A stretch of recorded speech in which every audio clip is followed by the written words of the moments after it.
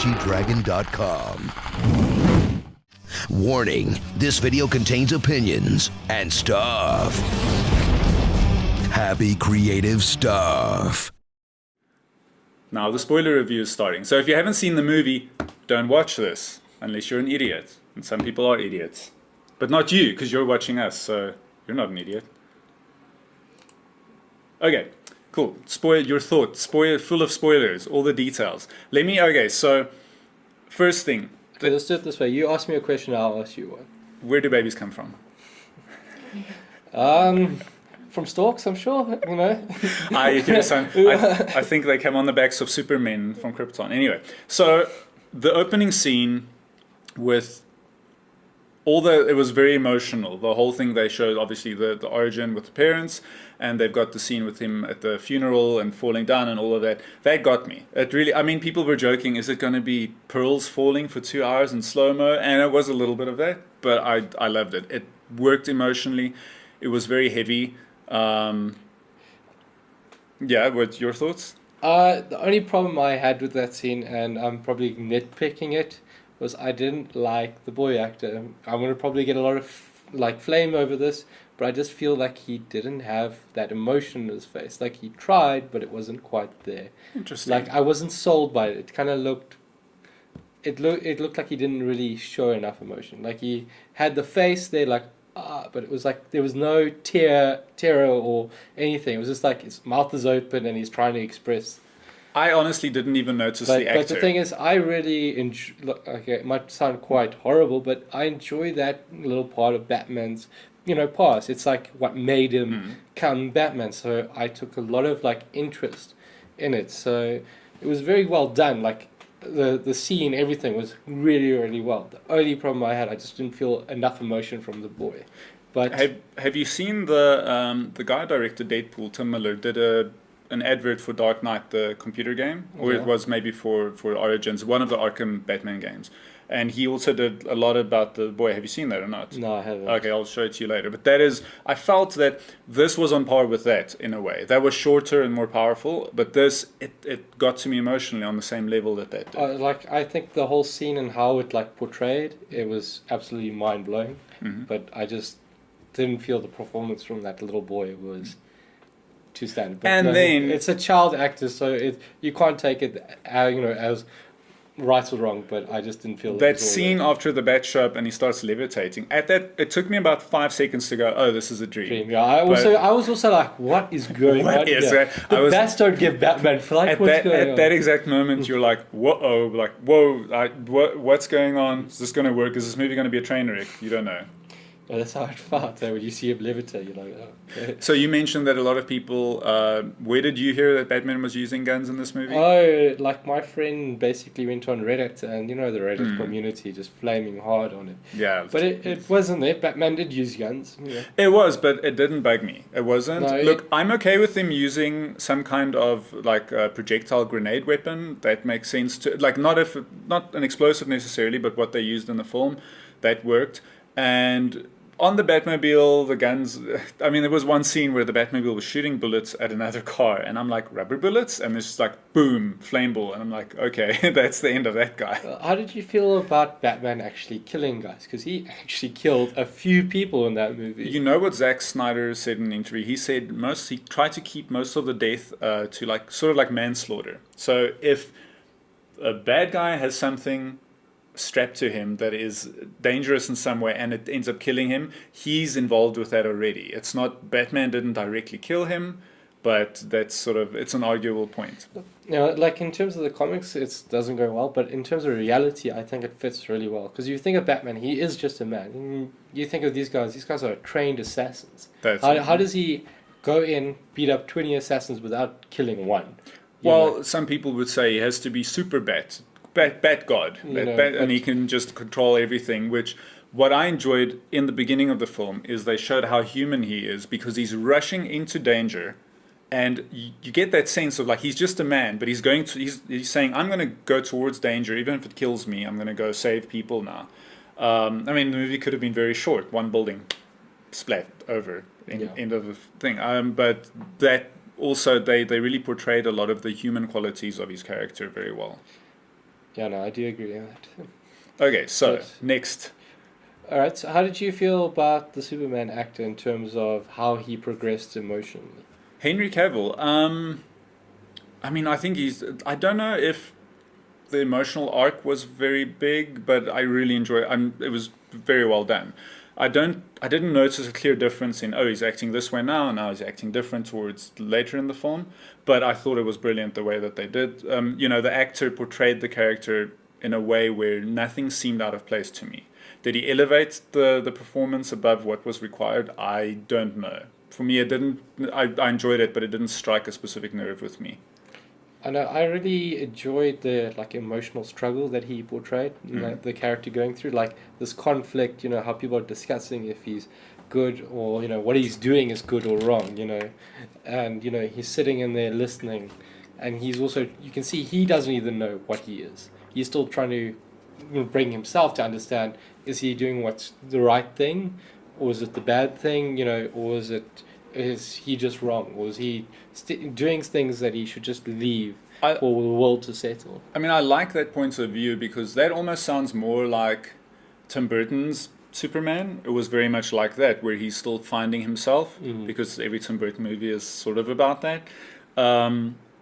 But I enjoy. I mean, it really worked well. The way that they balanced all the characters in this, I have to say, it was very well balanced. No, it was very well done. Story-wise, very well done. There were a few plot holes, but we'll get to that. What did you think of Wonder Woman? I have to be honest. She was good. I don't know much about Wonder Woman from the comics. To be honest, I haven't read much of any of the comics, so I don't know much about her. So did you know the guy who, I don't know if he created the character, but he created like the lasso of truth? It's the same guy who invented the what do you call the tests you do? We have a cast member who would know the test, the lie detector test. The same guy invented Anyway, the same guy who invented the lie detector test. Yeah. He created the lasso of truth that Wonder Woman uses. Oh, that's quite interesting. I think he was the creator of the character. So that's a good little tidbit. And he later sold that technology to L. Ron Hubbard for the Scientology religion. So those machines that they use to measure something or other, that's from the same dude. Oh, interesting. Okay, so beyond casting, what plot holes, what problems are there that you want to talk about? The biggest one to me is so after Doomsday gets born, and then they realize he's Kryptonian, and Batman's like, we need that staff to pierce him, and then the next scene, Lois is scrambling for the staircase to jump in. I'm like, there's no communication. How does she know? She's heard rumbling in the distance, but she doesn't know they need this all of a sudden. And she's the one that threw it there. It's just like, why? I picked that up, but that's the kind of I'm willing to just turn a blind eye and go, who cares?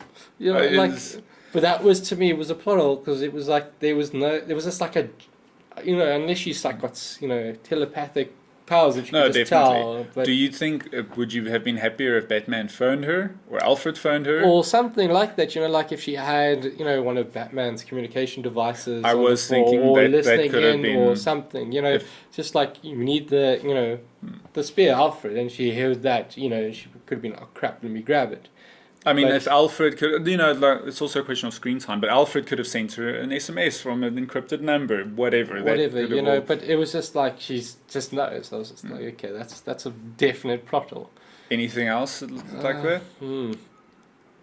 I can't think of anything right now because I'm too focused on that, so we can just go to your side, and if it comes back, because I think there was one more thing that I could remember, but not right now. There weren't huge plot holes. No, it was all minor, except for that one that I mentioned. The Aquaman scene was a bit... I mean, I enjoyed it, but I was like, it was weird. Because why would he just show up and then, blast some... it's like, if you're going to be in hiding, be in hiding. If you're going to... But obviously, we needed to see his face on camera. So that's why. But beyond that, I don't know why that happened the way it did. No, I do agree. I will be honest, I wonder why they're not using Barry Allen from the Flash series in the movie. That, to me, I was like, because I really like him in the Flash, and I would like to see him in movies. People have been asking that for a long time. They're like, why don't they just use the same actor? Yeah. Have they decided on using this other actor as Yeah, no, Flash? they're definitely using this other guy as Flash. Oh, no, that's quite upsetting. In an interview, they said that it's because he wouldn't fit the tone of this universe. The dark more serious tone. Yeah, he's more light-hearted. Do me a favor, just flip both those switches over there. There we go. Okay. It's basically if you put Grant, Gustin, I don't know, the Flash actor, sorry, I can't remember his name. If they put him in this universe, it's a bit light. It's a bit light-hearted compared to the tone that they've created here. If you see like certain scenes from the Flash the series, he does get that, hectic tone down right. That depression. I need to, he could have made it work very well. Basically, I do get that they're establishing they've got this multiverse thing going, and they're, in a way, I think, based on the fact, like I said, this movie wouldn't be great for kids. You could say that, what if they had one series of films that were very serious like this and very dark in tone, and they had different things, even if they were animated films, for the kids? I would say that's cool. I'm happy with that. Have a TV series where you focus on that demographic, and then have a film where you can be more serious. I agree with you. It opens up more opportunities because then they don't have to worry about what's happening in the series. They can do whatever they want with the movies. So Marvel, they're trying to keep everything interlocked, which makes things complicated, very complicated. So I like what DC is trying to do, and I hope we see more coming of it. I mean, how do you get Chris Hemsworth to guest on Agents of S.H.I.E.L.D.? You don't, because your checkbook isn't big enough. That's the problem. They can't. That's the only issue I have, and I love what they're doing, but getting things to work across different mediums, that's a pain.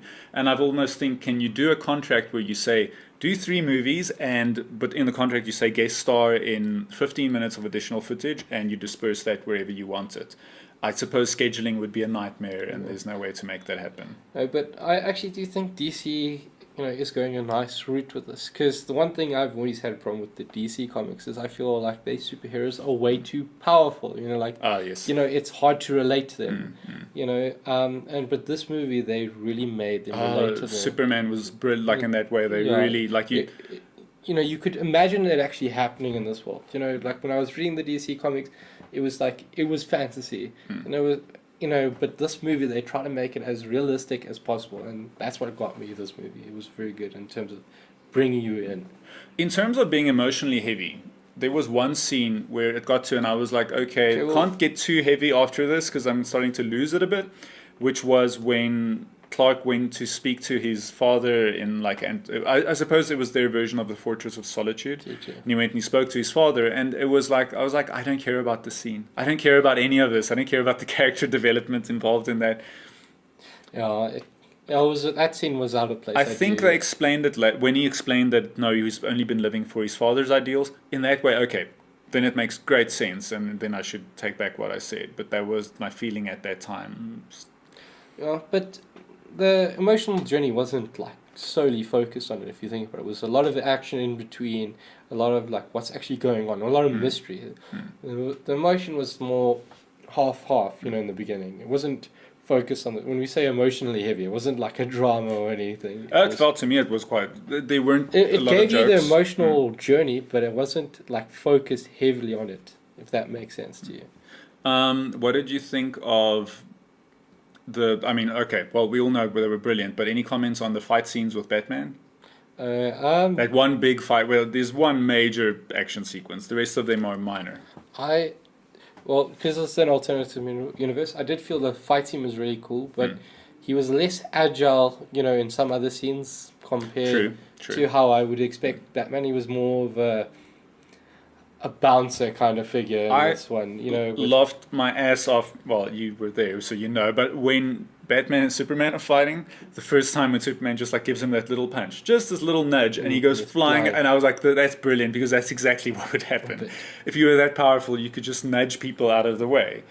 And likewise, when the kryptonite starts wearing off the first time, and Batman's punching him, and he just starts to resist the punches more and more, and there's that moment where you're like, whoa, what have I gotten myself into? It was brilliant. It's like that oh shit moment. Yeah. What did you think of the stuff with the Batmobile? Props. There we go, yes. The wheel doesn't turn that way, there we go. I think it was actually on point. I really did enjoy this Batmobile. It reminded me of an armored Formula 1 car. What it reminded me of was the Dark Knight games. If you play the Arkham Knight, the gun, the car stuff was very much like that. If you've played that game, you'd get into this. It's the same vibe. It almost makes you feel like going back and playing that game. But I've already spent for lots of hours. I don't know how many hours. I already spent enough hours in that game, probably 50 plus. So I'm done. That brings me. How did you feel about Lex Luthor in terms of the actual character portrayed, like his personality? I thought he was brilliant. I loved how, I mean, he stuck to what he was doing, and he's a good actor, and it worked throughout. And there were parts, because it started off a bit light, and then later he got more menacing, and I was like, I can get behind this. He was hatching plots, he was manipulating people, and he got a bit unhinged. The only thing is, do you not feel like the Joker to you? Like, because he has those, little gadgets like the time clock. And he's like saying the most insane things, but he's got a very clever plan. I think the Joker is more chaotic, so I did not see the Joker in this. No, I saw lots of like little traits of the Joker, like the little time clock. You got an hour, and then it rings. Oh, you're a little bit late, and he throws it, and he's playing dangerous. That was a bit of a. He's playing very dangerous games with Superman, and it's something like that I would see the Joker doing. If you put the Joker's makeup on him and you ran the movie again, you could actually nearly make it work unless when he's at the office and all of that stuff. But you can kind of see this character in a way, if he keeps on the crazy streak, becoming more like the Joker. I think he would now, because he's not going to prison, he would get a bit more tainted, he would get darker, so you'd actually get more like the Lex Luthor from the comics. That's I think the route that they should take. I think this is the like the birth of the Lex Luthor that we know in the comics. Absolutely. Yeah, but I thought it was very cool. But I did see a lot of the Joker aspects in him in terms of like the little things he did. And like also the peach, the piss in the jar. Come on. Oh, that was brilliant. That whole scene was brilliant. The whole courtroom explosion. It was so unexpected. I thought what was going to happen is, now there's a problem, and they're going to, Superman, help us, and they're all friendly. And suddenly it's just, no, the scene's over. It's like there's nothing more to be said here. It happened. What did you think of the armored suit? That's why I've got this prop out. Brilliant. I really did enjoy it. It was just the way they did it. It worked very well. No, it did. I still think I like the normal suit, and I'm not dissing it, because making a thing work mechanically and move properly is very difficult. It's very bulky. No, but also if you look at how the training just before the fight, like when Ben Affleck is doing the hardcore basically gym session, you can't be in an agile suit if you're like that big. He is bulky. So look, and there was a wide shot where it went out and you saw Wonder Woman and Batman, and I looked at their physiques and I was like, it's bulky, but as long as I don't think of Ben Affleck, as long as I just buy that this is the kind of Batman they're doing, it's perfect. It is very much the Dark Knight Batman, and he was even more bulky. He was burly as hell. He was, yeah. My one question, do you think Batman spoke too much in this movie? That's a good question. No, I don't think he spoke that much. Because if you think of like the way Batman talks to, like the other superheroes, he's very cold. Yes. He's emotionless. I actually thought he had a bit more emotion than he has in the comics. I think it worked. They didn't overdo it. No, I was thinking, because I think people have been so hungry for Batman that people have been saying things like, when are we going to have Batman on the Arrow show? Or like in the Arrow universe, or on the Flash, whatever, you know what I mean, CW universe. And that I would be worried that if you did that kind of show with Batman, you're going to get oversaturated, too much dialogue, not enough mystery, and you're just going to lose what makes the character special. Yeah. Bruce Wayne can do a lot of talking. I'm fine with that. No, that's not what I'm talking about. I'm talking about when he's actually in the bat suit.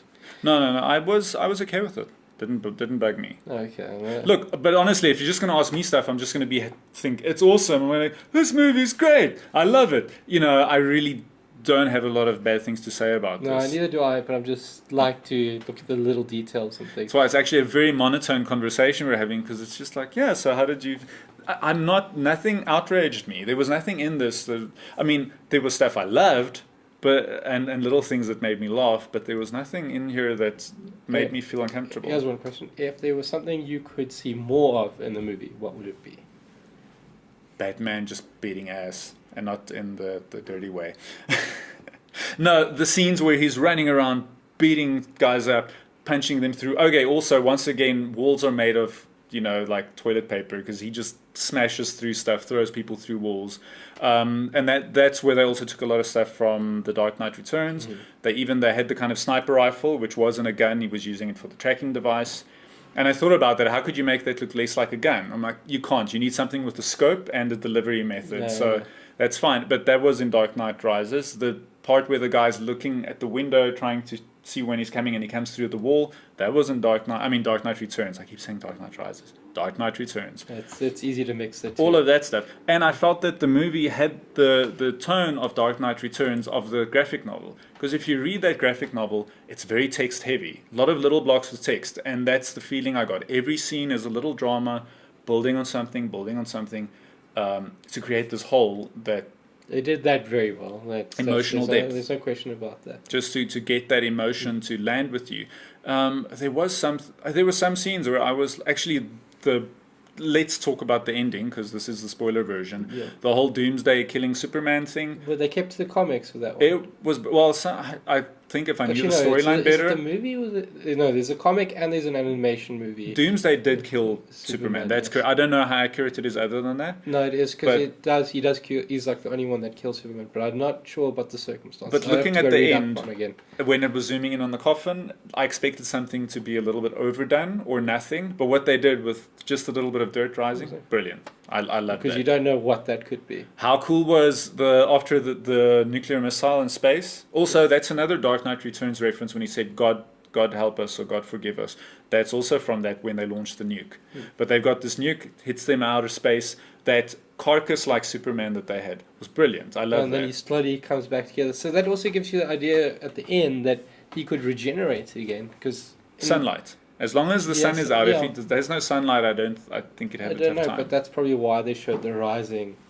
Okay. You don't know how much sunlight he got exposed to from moving his body from the scene to the coffin, or you don't even know which coffin he is in. Well, when actually, no, you do. At the end, they show you what. So okay, anything. I mean, I don't want to talk too much about stuff if we don't have strong feelings about it. So, is there anything else about this that later you're going to go, damn, I would have wanted to talk about that? I pretty much said everything. I think all in all, it was solid. I don't have any bad things to say about this. I am just from the movie. I am looking very forward to seeing Cyborg and Aquaman. And it will be. Look, they've said this. It'll be more lighthearted because I think when you've got that many characters, there's more personal interaction, chances for levity. I'm also looking forward to that. But this, I think it was everything it needed to be. The reviews have been polarizing. Like some of them, like, no, this is the worst thing ever. And some reviews have been saying this is brilliant and they should build on this. I was impressed. I was very happy with it. I think you take the movie as the movie. You don't try to relate it to anything. Take it as a movie. Don't turn it into Avengers. What do you mean by that? I mean, don't try and make it light-hearted and entertaining for everyone. Yeah, no. I'm saying, like, keep the movie just to the movie. Like, think of this as a new novel, in a sense. Oh, you mean don't compare this to the comics? Don't reference it. Take it as it is. Think of this as a new story building. And it's absolutely amazing. I think it was close enough to the source material. I don't think anyone's out there going, whoa, no, they messed it up because the head of the Daily Planet is a black dude. I know that Lawrence Fishburne was already in the Superman film, but those are the kinds of comments I hear all the time. No, this character was slightly different. What the hell was up with that scene with the message from the future? It wasn't a dream sequence. It's funny, like, because they're like, Lois is the answer. But then in the whole movie, I'm expecting this great thing about Lois, and it never came. I think they are going to take that to a different conclusion. And I do think the character said something about he's too early or something. He realized that he came back to the wrong point in time. So I think that's still coming. That'll be in the Justice League film. And I think it's less than a year until the Batman film comes out. They've already, if you look at the dates, these little charts that they have, these memes where they show you how many days. It's less than 356 days or 65, whatever. Well, I'm looking forward to it. I'm keen on that. Okay, so that's definitely watch the movie. Those are our opinions on the film. Oh, we've got a question from the audience. When you were talking about the Tim Burton Superman, what movie are you referring to? There was a film. They were I don't know. I googled it and that was cancelled. Yes. Okay. There was a cancelled Tim Burton Superman film, but they worked on this movie for I think at least a year of pre-production. So there are designs out there, there are suits, and a lot of it that leaked was taken negatively. But there's a documentary about it called "The Death of Superman Lives: What Happened," and I think it's definitely something that I want to do like a half an hour discussion on at some point, because I think it would have been different. It would have been weird, but I would have wanted to see it. Like Tim Burton would have made it work. It wouldn't have been comic book accurate, but it was something that I would love to see. Also, it'd be interesting to dive into, the Superman curse. Superman what? Curse. Curse, yes. I don't know. It's like there's a Batman curse as well. And No, but the Superman is very evident, dude. Yeah, okay. It's- But just but in we case won't you go on haven't, it 'cause in that's case you also haven't long. heard of this, it's the theory that a lot of the actors who play Superman as a baby or an adult get injured, And die. There's yes, quite a few. and then there were a few things, But but it's too many coincidences after each movie to kind of state that it's, you can kind of scientifically, in a point, say there's something there, but yeah, that people just refer to it as the Superman curse. But there was a documentary where they tried to convince you that the same thing happened to the Batman films, and a lot of it I felt was I a don't bit. think, in terms of like the actors afterwards, I Yes. didn't hit like the Batman. But thing it is wasn't. so light. It wasn't only related to the actor who played him. It was like the production. And I think if you're going to point to Heath Ledger and stuff, that's a little bit far fetched. Then you're like, No. yes, look, after Dark Knight, Christian Bale No, had an I- alcohol I- problem, I and you're don't- like, I that's don't- stupid. I don't believe that one at all. But That's people trying to make stuff just to get media I just attention. want to say I don't believe it's a curse, but how many accidents from the Superman franchise in terms of movies and productions, there's quite a significant amount. Yes. So that's what I'm just saying. It's like that's why people refer to it as the Superman curse. There hasn't been anything like that for a long time, but it was like, the first Superman, he was paralyzed. If we can and get then- some more, I mean, I know, but he wasn't the first Superman. I think his father, George Reeves, was on the TV series like a black and white Superman TV Okay, now I'll series. tell you about the movie. Sorry, the first yes, movie. yes. That guy got paralyzed. Then the second guy, sure, I have to actually do my research on this again. But if I'm not mistaken, there was a few deaths in between. It was like 4 years after the second movie, and then the other one was a production cost. So the producer produced Superman.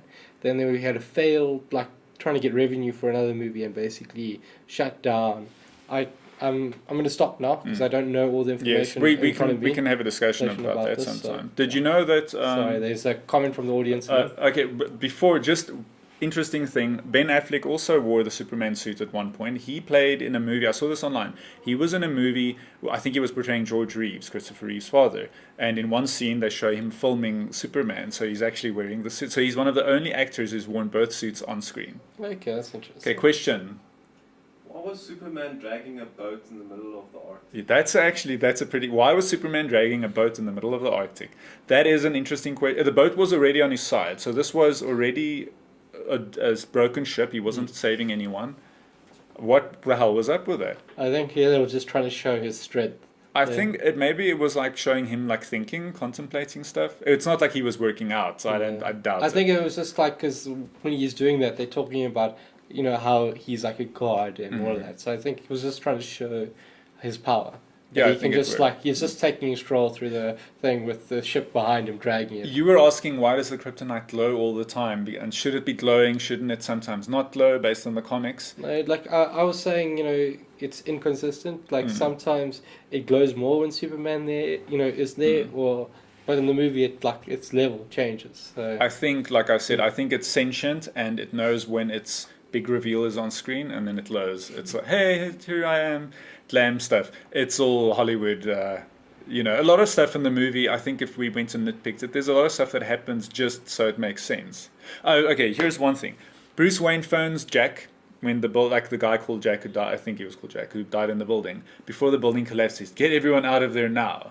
And I'm looking out the window, and you see what's going on there. Don't you think they would have started evacuating as soon as long ago I would have. that? Yeah. Alien spaceships. Guys, carry on working. Please don't worry about outside. Yes. Just a weather forecast. It's not alien spaceships, it's holograms. Don't worry. So, Alright. I hate to rip on the movie because I don't want to rip on But something I like. that's but from the Superman. Well, they referenced that. Yeah, no, it's on but this there was movie. definitely some stuff in there where I could just see the the honest trailer or the everything wrong with this movie and look at it and go, yeah, they could reference this really easily. No, that's true. There's some stuff. Okay, so in conclusion, it's a brilliant movie. Go see it, and that's that. Thanks for watching. So if you disagree with anything we said, put a comment below. If you agree with anything you said, put a comment below as well. And if there's anything you want to hear us talk about, put a comment below. Yes, and if you have thoughts on what you had for breakfast this morning, put a comment below. And don't forget to hit that subscribe button. And the like button. And if you have comments about your, if you want to ask about your general mental health, put a comment below. We're not certain, we don't have any qualifications, but it's cool. We do have experience in that field, so we might be able to help you. You can contact us on at Peachy Dragon on Twitter, or you can go to happycreativestuff.com, message us from there, or join our Facebook page, which is also called Happy Creative Stuff. Bye-bye. This video is awesome.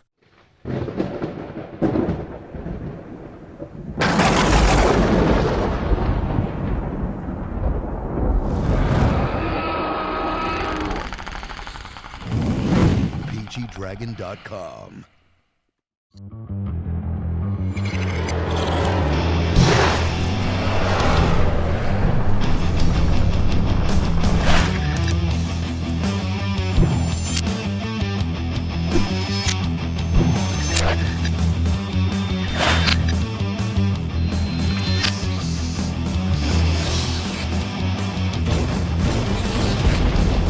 Happy Creative Stuff.